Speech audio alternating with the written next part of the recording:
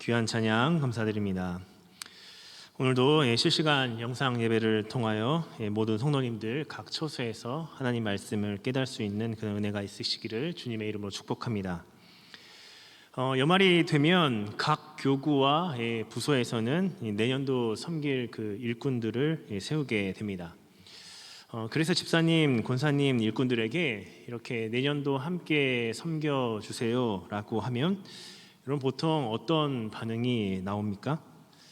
대부분 보통은 이렇게 주저하는 반응이 나오는 것을 볼 수 있습니다. 저 못합니다. 저 부족해서 못하고요. 시간이 없어서요 못하고 또 나이가 많아서 저 못해요. 이렇게 여러저런 그 이유로 많이들 주저하시는 것을 볼 수 있습니다. 많이들 하셨죠? 제가 이 모습을 보면서 한편으로는 이해도 되지만 또 이런 생각도 들었습니다. 세상에서는 어떤 일이 맡겨지면 많은 사람들은 내가 그 일을 해보고 싶다, 그리고 시켜주기만 하면 열심히 하겠다 이렇게 말을 하는데 왜 교회에서는 이런 반응이 나오는 것일까 생각하게 되었습니다. 사실 이 교회의 일들 대부분 말씀하시듯 그냥 일이 아니라 하나님 나라의 일이라고, 또 하나님의 일이라고 우리가 말을 합니다. 하나님 나라의 일들, 귀한 일들입니다. 이렇게 모두 다 생각을 합니다. 그런데 막상 그 귀한 일이 나에게 주어졌을 때 우리는 감사함으로 또 기쁨으로 받아들이지 못하는 것 같습니다. 왜 그럴까? 하나님의 일이 너무 중요하니까 부족한 내가 이것을 하는 것은 맞지 않는 것 같다. 나보다 더 잘한 사람이 했으면 좋겠다, 이런 생각을 하는 것 같습니다. 그런데 여러분, 이렇게 우리가 거절하는 것이 정말 겸손한 모습일까요? 물론 내가 다 할 수 있습니다, 맡겨주시기만 하면 다 할 수 있습니다, 자신의 능력으로 감당하려는 그 모습도 바람직한 모습은 아닐 것입니다. 하지만 하나님의 이 부르심에 기쁨으로 감사함으로 응답하지 못하는 모습, 어쩌면 하나님이 부르시는 그 부르심을 귀하게 여기지 않는 그런 모습일 또 있을 수 있다는 겁니다.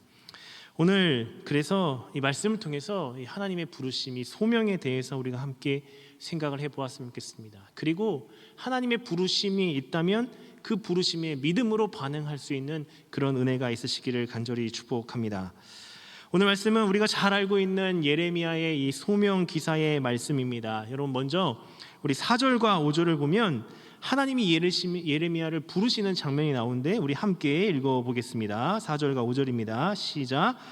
여호와의 말씀이 내게 임하니라. 이르시되 내가 너를 모태에 짓기 전에 너를 알았고 내가 배에서 나오기 전에 너를 성별하였고 너를 여러 나라의 선지자로 세웠노라 하시기로. 4절과 5절을 보면 하나님이 예레미야를 부르십니다. 그리고 말씀하세요. 내가 너를 모태 짓기 전에 너를 알았고 배에서 나오기 전에 너를 성별하였다. 그래서 무엇을 세웠냐면 여러 나라의 선지자로 세웠다 말씀하십니다. 하나님이 예레미야를 여러 나라의 선지자로 부르셨습니다. 그런데 여기 이 부르시는 장면에서 우리가 한 가지 주목할 것은 하나님이 예레미야를 부르시는데 그 택하시는 그 선택이 하나님의 주권적인 선택으로 부르셨다는 겁니다. 다시 말하면 주도적으로 하나님 주권으로 이 예레미야를 부르시고 세우셨다는 겁니다. 그럼 5절 다시 보시면 모태 전에 짓기 전에 이미 그의 생명이 있기도 전에 너를 알았다 말씀하시고요. 그리고 배에서 나오기 전에 너를 성별하였다라고, 구별하였다라고 말씀하고 있습니다. 하나님이 이미 하신 거죠. 그리고 이미 구별해 주신 것입니다. 이것을 잘 보여주는 두 표현이 있는데 너를 알았고 성별하였다가 나옵니다. 여러분, 여기 알았다는 우리가 잘 알고 있는 표현입니다. 이 알았다는 단순히 지적으로 아는 것이 아니라 정말 깊이 아는 거예요. 관계적으로 깊이 아는 것입니다. 이 단어는 남녀가 결혼하여 서로 한 몸이 되었을 때 그때 사용하는 그 단어가 사용되고 있습니다. 그러니까 하나님은 예레미야의 모든 것을 이미 알고 계신 거예요. 그냥 아는 것 정도가 아니라 깊이 그를 다 알고 계셨다는 것을 보여줍니다. 그리고 성별하였다. 하나님이 택하셔서 거룩하게 구별하셨다는 말입니다. 이것은 하나님이 예레미야를 부르시는 데 있어서 그의 능력과 자질을 보고 부르신 것이 아니었다는 것을 보여줍니다. 여러분, 사실 거룩은 나에게 있는 것이 아닙니다. 하나님과의 그 관계 속에서 이 거룩이 나오는 겁니다. 우리 성도가 거룩한 것은 여전히 죄인이고 또 부족하지만 예수님으로 말미암아 하나님께 구별되었기 때문에 거룩한 성도로 살아갈 수 있는 것입니다. 마찬가지로 하나님의 이 부르심도 똑같습니다. 하나님이 택하셨기 때문에, 구별해 주셨기 때문에 거룩한 자가 되는 것입니다. 그래서 하나님이 성별하셨다, 예레미야에게 뭔가 거룩함이 있었다는 것이 아니라 하나님이 하나님의 일을 위해서 그를 거룩하게 구별해 놓으셨다는 겁니다. 정리해 보면 예레미야가 이 하나님의 선지자로 부름을 받는데 그의 자질과는 전혀 상관이 없었다는 것을 우리가 알 수 있습니다. 특별한 능력이 있어서 부르신 게 아니라는 겁니다. 전적으로 하나님으로부터 비롯된 것이고 즉흥적인 것도 아니에요. 이미 오래전부터 결정된 일, 하나님 주권 아래서 계획 속에 있었던 일이라는 것을 알게 되는 것입니다. 그럼 이것은 성경에 하나님께 쓰임을 받은 많은 사람들이 다 그렇습니다. 아브라함을 택하실 때도 하나님이 찾아가셔서 하나님이 부르셨고, 모세를 택하실 때에도 모세를 찾아가서 부르셨어요. 바울도 마찬가지입니다. 그래서 하나님께서 우리를 부르실 때 우리가 먼저 기억해야 되는 것은 하나님이 이미 다 알고 하나님의 일을 위해서 우리를 하나님이 세우셨다는 것을 기억해야 한다는 겁니다. 그래서 우리에게 주어진 모든 사명과 그리고 그 감당하는 그 삶까지 모두 사실은 다 하나님께 달려 있는 것입니다. 내 재능과 내가 담당하는 것이 아니라는 것입니다. 저는 제 자신을 볼 때 제가 이렇게 설교를 하고 있지만 참 어린 시절을 생각해 보면 이것은 정말 신기한 일이라고 저는 생각이 듭니다. 저는 어렸을 때 중고등학교 때까지도 남 앞에 서는 것을 그렇게 별로 좋아하지 않았던 것 같습니다. 저한테 제일 힘든 일이 있었습니다. 그것은 중국집에 전화를 해서 주문하는 것이 그렇게 저에게는 힘이 들었습니다. 남한테 뭔가 이렇게 시키는 거 당연히 할 수 있는 것인데 그게 너무 힘들었습니다. 그래서 어렸을 때는 제 동생을 시켰습니다. 근데 요즘은 얼마나 좋은지 모릅니다. 요즘은 전화하지 않아도 돼요. 그냥 어플에 그냥 누르면 그냥 주문하게 되니까 너무 편한 겁니다. 그런데 그런 저를 목회자로 부르셔서 이렇게 말씀을 전하게 하신다는 겁니다. 물론 조금씩 훈련을 시켜 가시지만 분명한 것은 이 하나님의 선택에는 우리의 자질과 그 능력과 우리가 좋아하는 모든 것, 그것과 전혀 상관이 없다는 것을 알 수 있습니다. 그래서 오늘 하나님이 우리를 부르실 때 먼저 기억할 것은 정말 이 부르시는 그 주권이 누구에게 있냐면 우리 하나님께 있다는 것을 기억하실 수 있는 은혜가 있으시기 바랍니다. 내 생명이 있기 전에 그 계획된 부르심이라는 것, 그것을 먼저 확신할 수 있는 은혜가 있었으면 좋겠습니다. 아무런 자격이 없는데 우리에게 그 하나님의 일을 맡기시는 것, 이것은 감사밖에 할 수 없는 것이라는 것을 깨닫기 원합니다. 다시 한번 이 하나님의 부르심에 우리가 감사하면서 그 부르심 앞에 믿음으로 순종할 수 있는 우리 모두가 되시기를 주님의 이름으로 간절히 축복합니다. 그런데 예레미야 이런 귀한 부르심을 보면, 근데 이 부르심에 예레미야가 첫 번째 반응은 긍정적이지 않고 매우 두려워하는 것을 볼 수 있습니다. 여러분 6절을 이어서 보겠습니다. 6절을 보면 내가 이르되 슬프도소이다. 주 여호와여 보소서 나는 아이라 말할 줄을 알지 못하나이다 하니. 6절을 보면 첫 반응은 두려워하고 부정적으로 반응은 볼 수 있습니다. 슬프도소이다. 여러분 이 단어는 굉장히 절망적일 때 사용하는 단어입니다. 매우 당혹스럽고 슬픔과 탄식을 나타내는 말입니다. 예레미야가 이 하나님의 부르심을 듣고 처음 반응한 모습은 매우 당혹스럽다는 겁니다. 매우 두려웠다는 겁니다. 그럼 왜 예레미야는 부르심을 듣고 두려워하고 이렇게 반응하였을까요? 여러 가지 이유가 있지만 그것은 가장 중요한 이유는 예레미야가 전해야 할 메시지, 하나님이 주신 그 메시지 때문이었습니다. 이것은 우리 예레미야가 부르심을 받고 예언자로 또 하나님의 사역을 감당할 그 시대 상황과 유다의 그 상황이 어떤 상황이었는지 우리가 알면 조금 이해할 수 있는데요. 여러분, 우리 오늘 본문 앞에 2절과 3절을 보면 예레미야가 부르심을 받을 때에 그때는 요시야 왕 통치 13년이었습니다. 그리고 예레미야는 요시야의 아들 여호야김으로부터 또 유다의 마지막 왕이었던 시드기야까지 이 하나님의 말씀의 대언자로 활동을 하였습니다. 그러니까 예레미야의 사역은 여호야김, 시드기야 때 적어도 40년 이상을 유다의 그 역사에 있어서 가장 어렵고 유다가 멸망으로 치닫고 있는 그런 혼란한 시기에 이 하나님의 말씀을 전해야 했다는 겁니다. 그리고 그때 하나님께서 예레미야에게 주신 그 메시지는 유다에 대한 심판의 메시지였습니다. 하나님을 떠나 그리고 우상을 숭배하고 다른 것을 의지하는 그 유다의 죄악을 고발해야 했고, 그리고 그러므로 말미암아 하나님의 심판을 받을 것이라는 것을 선포해야 했습니다. 그런데 많은 백성들은 전혀 그렇게 생각하지 않았습니다. 어느 누구도 자신이 이렇게 멸망하고 심판이 다가올 것을 생각하지 않았습니다. 왜냐하면 그들이 붙잡고 있는 두 가지 큰 기둥이 있었습니다. 바로 다윗의 언약과 그리고 성전이 있었기 때문입니다.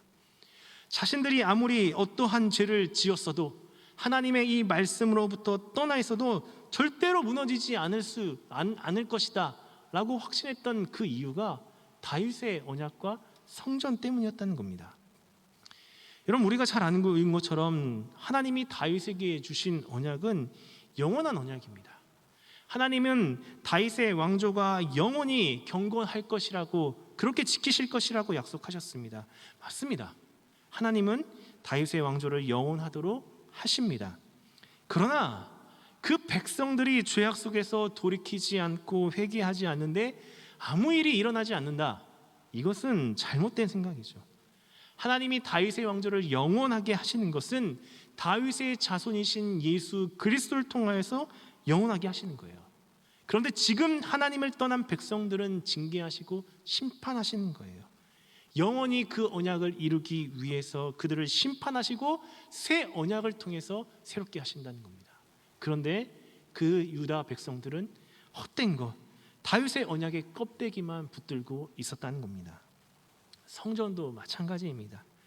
외형적인 성전이 있고 그 성전 안에 하나님이 계시기 때문에 자신들은 멸망하지 않는다고 생각하는 겁니다. 그런데 하나님은 마찬가지로 껍데기만 남은 그 성전을 무너뜨리고 참 성전이신 예수님을 보내서 이 성전을 새롭게 세우시는 것입니다.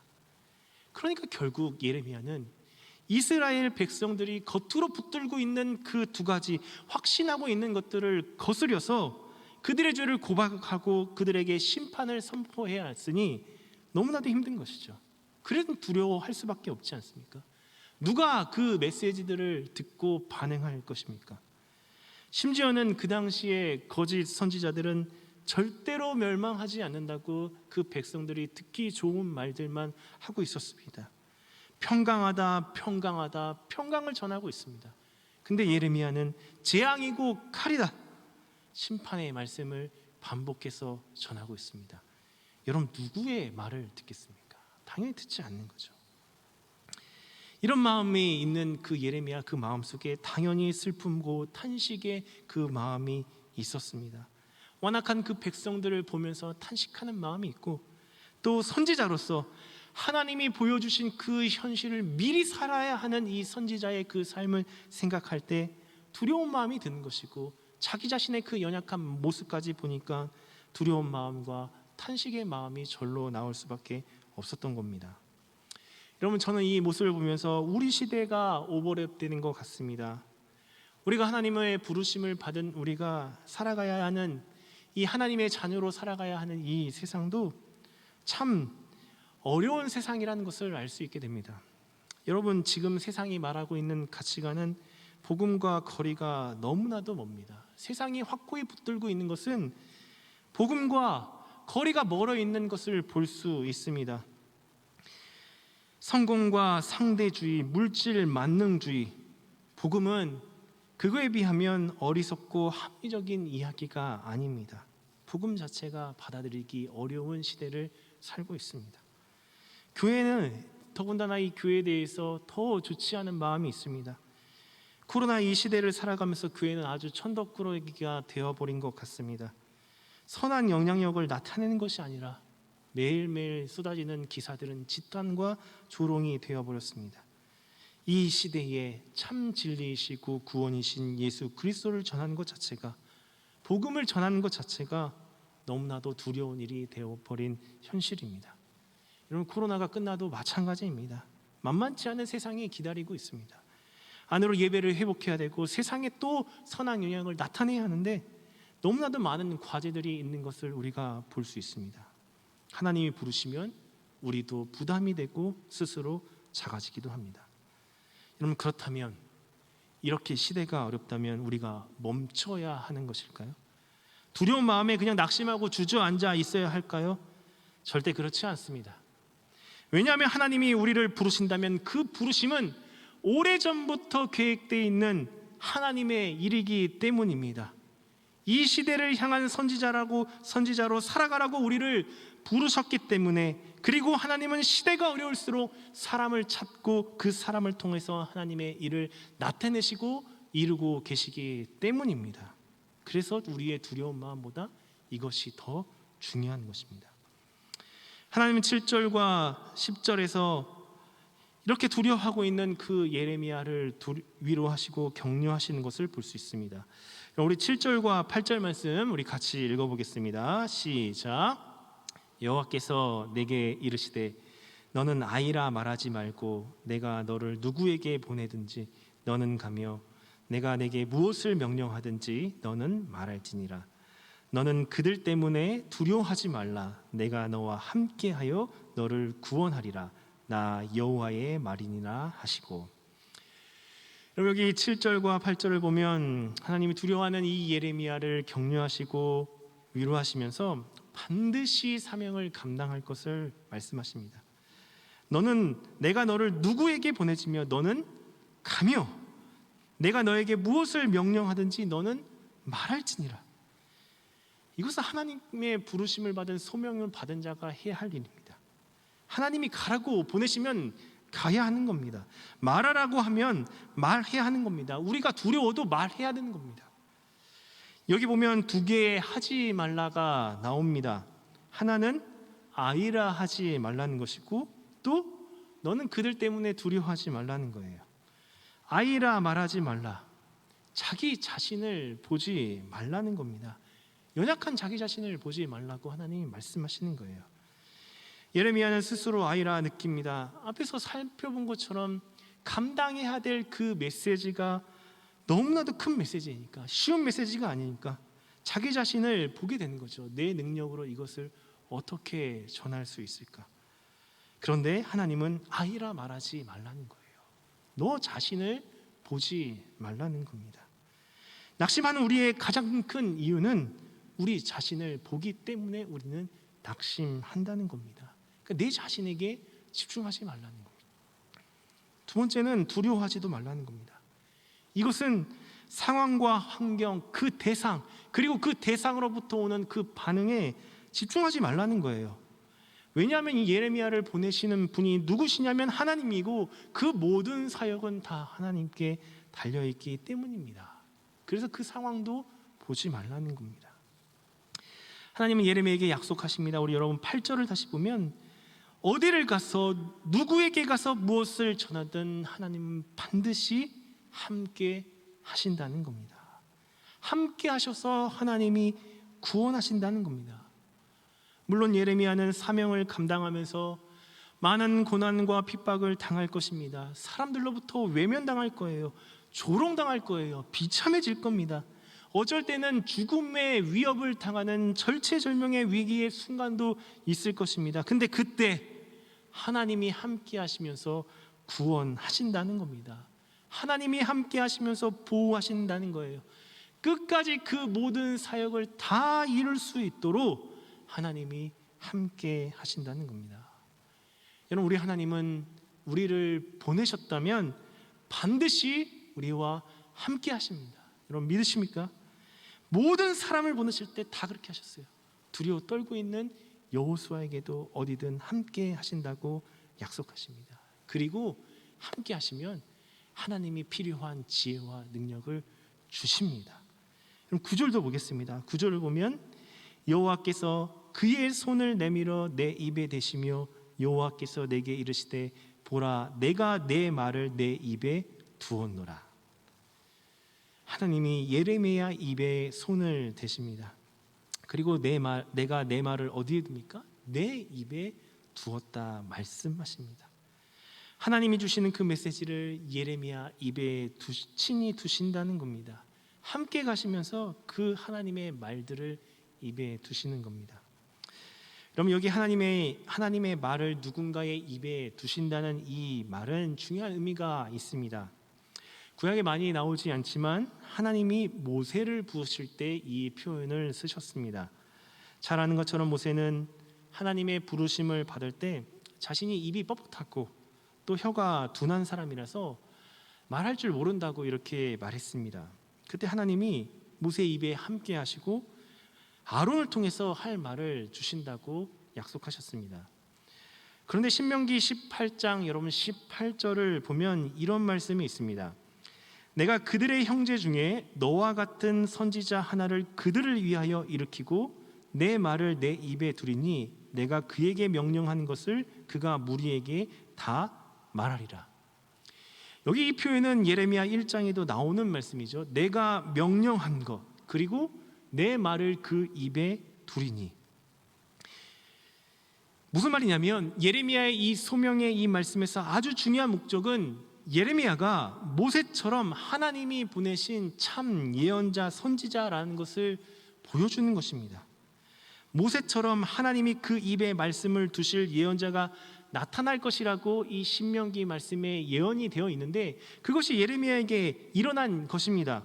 그래서 예레미야는 모세와 같은 예언자라는 것입니다.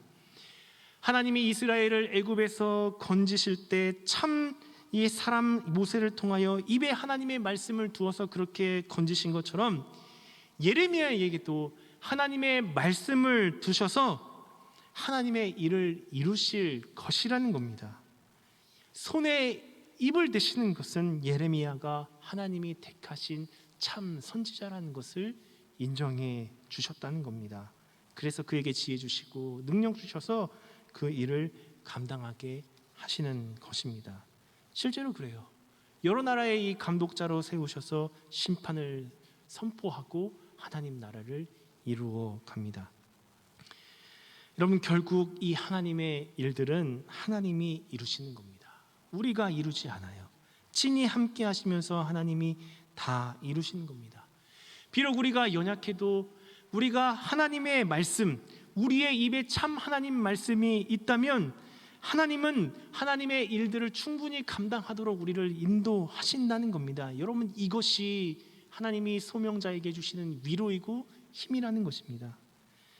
우리가 읽진 않았지만 11절 이후에 두 가지 환상이 나오는데 살구나무 환상을 통하여서 12절에 이렇게 이야기하십니다.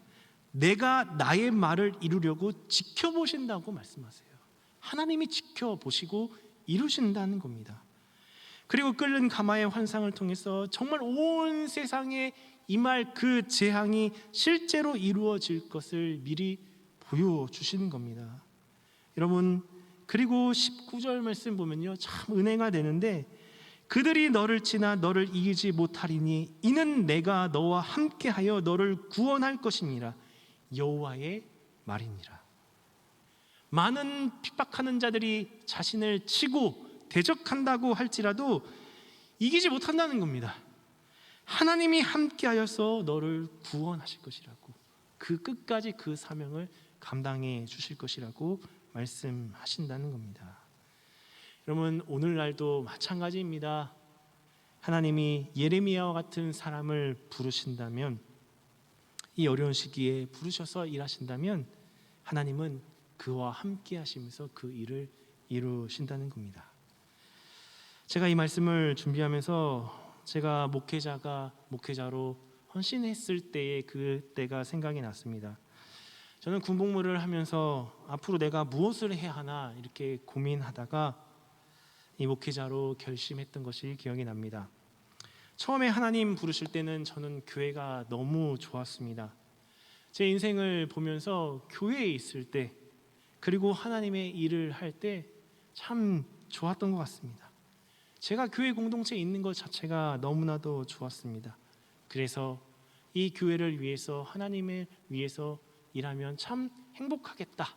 그래서 저는 하나님이 주신 그 부르심을 받고 순종했습니다. 근데 사역을 하면 할수록 어려움도 있고 참 쉽지 않은 때가 있습니다. 어쩐 때는 내가 아니어도 많은 목회자들이 있는데 내가 해야 하나 이런 낙심이 들 때도 있었습니다.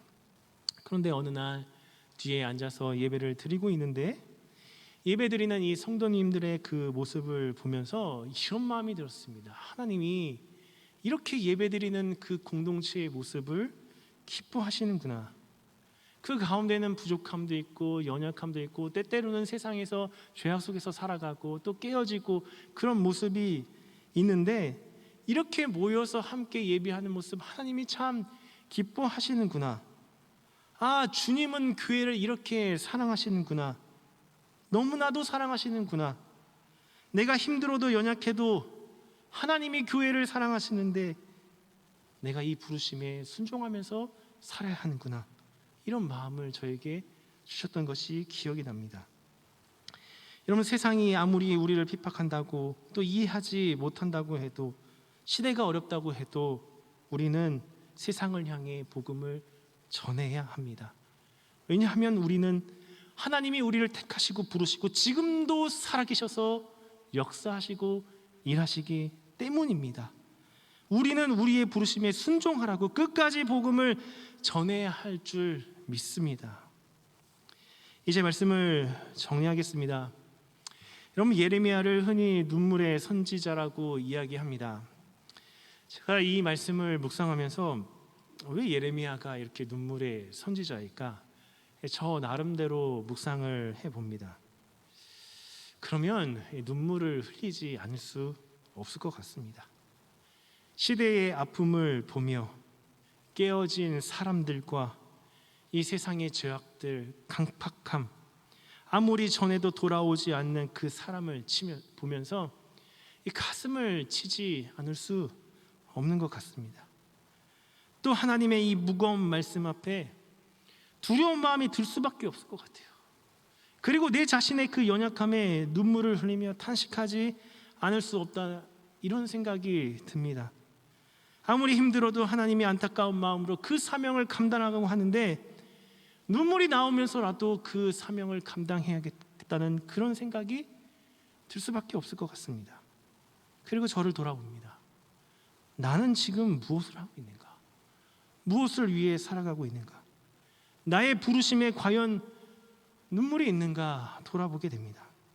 힘들다고, 지금 상황이 어렵다고 낙심하고 하나님의 마음을 이해하지 못하는 그런 모습이 보이는 거예요. 사랑하는 충현의 성도님들, 하나님의 부름을 받는 우리는 오늘 여러분 무엇을 하고 계십니까?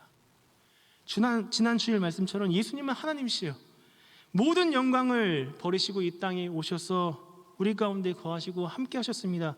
모진 고난을 당하시고 고통을 당하시면서 죽기까지 우리를 사랑하시면서 우리를 구원해 주셨습니다.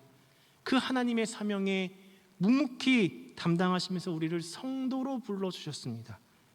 그런 우리는 지금 무엇을 하며 어떻게 살아가고 있습니까? 분명한 것은 하나님은 오늘 우리도 예수님이 가신 그 길을 따라가기를 원하고 예레미야와 같은 선지자의 그 삶을 살아가기를 원하신다는 겁니다. 이런 모든 성도에게는 보내심의 사명이 있습니다. 누구에게나 다 있습니다. 목회자만이 아니에요. 모든 성도 한 사람 한 사람에게 다 사명이 있어요. 가정을 세워야 하고요, 직장을 세워야 하고, 세상의 말씀을 전하고 이 세상이 하나님 나라를 경험하도록 하는 그 삶을 살아야 한다는 겁니다. 여러분, 자녀들이 지금 세상의 함몰되어 가고 있는데 그냥 있을 수 있습니까? 눈물을 흘려서라도 우리의 그 사명, 우리에게 주어진 그 사명을 감당해야 하는 것입니다. 가정에서 자녀를 보면 눈물이 나올 수밖에 없는 거예요. 시대를 보면서 우리가 그렇게 하지 않을 수 없지 않습니까? 오늘 우리를 부르시는 그 하나님의 음성을 정말 깊이 들으시기를 간절히 원합니다. 주권적으로 모든 것을 다 하시고 지금 우리를 부르셨다는 것을 다시 한번 확신하시기 바랍니다. 부르심이라는 그 말이 성도에게 가장 행복한 일입니다. 구원으로 부르심, 그리고 하나님의 일을 위해서 부르셨다는 것, 여러분, 세상의 어느 것과도 비교할 수 없는, 바꿀 수 없는 그 부르심이라는 것을 기억하셨으면 좋겠습니다. 그리고 우리에게 부르시고 하나님이 기대하시는 것은 다른 게 아니에요. 순종하는 거예요. 그러면 하나님이 이루신다는 겁니다. 연약한 내 자신을 보지 않고 정말 하나님 마음, 이 세상을 향한 이 하나님 마음을 다시 한번 바라보시면서 여러분에게 주어졌던, 오늘 나에게 주어지며 나를 부르시는 그 하나님의 음성에 믿음으로 순종하셔서 복된 사명자의 그 삶을 살아가시는 우리 모두가 되시기를 주님의 이름으로 간절히 축복합니다. 우리 같이 함께 기도합니다. 하나님, 은혜를 감사합니다. 참 연약한 자를 미리 택하시고 하나님의 사람으로 불러주시니 너무나도 감사합니다. 오늘 이 어려운 시대를 바라보면서 우리에게도 하나님이 주신 그 사명이 있다는 것을 깨닫고 그 사명을 향해 오늘도 믿음으로 순종하는 우리 모두가 될 수 있도록 주님 축복하여 주옵소서. 감사드리오며 예수님의 이름으로 기도하옵나이다. 아멘.